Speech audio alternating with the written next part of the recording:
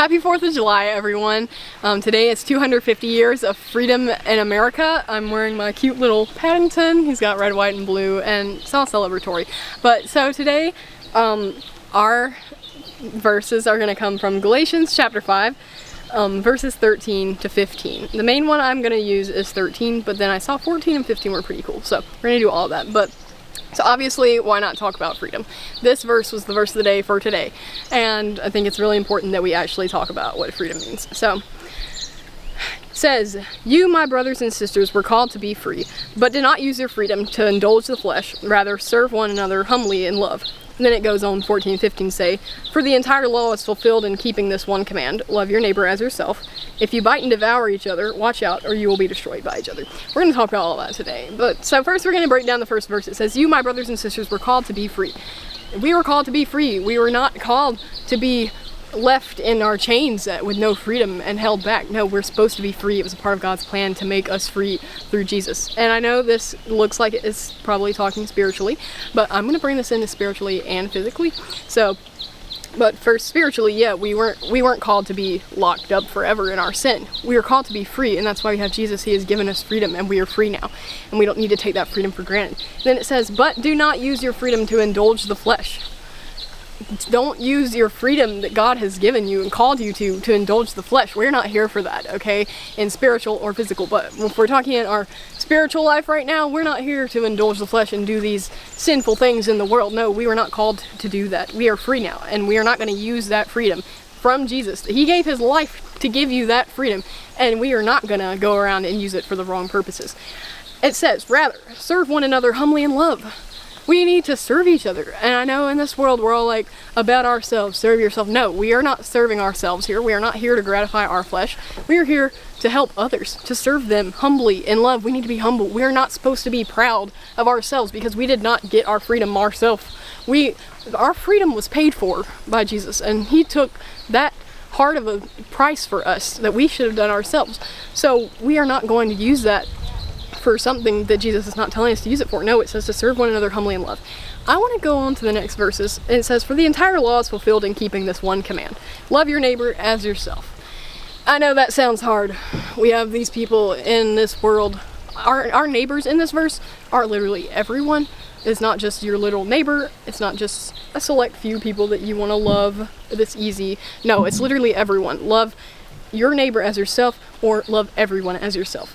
And then it says, if you bite and devour each other, watch out, or you will be destroyed by each other. And we don't even sometimes see this happening, but when we like to pick little fights and bite and devour each other, and we think that we're just doing it to this one person, no, we're actually doing that to ourselves. By trying to destroy this person, we are destroying ourselves, and that's not good. So anyway, I want to talk about freedom in America. 250 years ago, we became a nation. We're here in America. We have freedom to worship. We have freedom to love each other. We have freedom to live. And all these things, and a lot of other countries don't have these same things. Okay, well, let me ask you this question. What are you using your freedom here to do? Because real people, sacrificed their lives in the war, just like Jesus sacrificed his life for us on the cross. These people, real people, gave their lives in the army, whatever they were in, to fight this war, these things, so America and you could be free. What are you using the freedom for? Is it something that was worth them giving their lives for you? Because they lost everything. They lost whatever families they had, they lost the future of their lives would have been, all to make you free. Tell me, is what you're doing worth that? Because if we're using it for sinful things, and we're not even caring about or thinking about we're taking for granted our freedom that they died to give us, then I think we need to reevaluate our lives and actually look back and be like, okay, like, why am I doing this? Why are we satisfying our lustful, sinful, just selves like this? Like, is it worth that for what these people did? And also, I want to talk about that spiritually too. Are we using our lives for something worth Jesus giving his life for us? I want you to think about that today, the 4th of July. This probably will not go up on the 4th of July, but whenever you see this, I want you to seriously think every day, because it doesn't have to just be the 4th of July.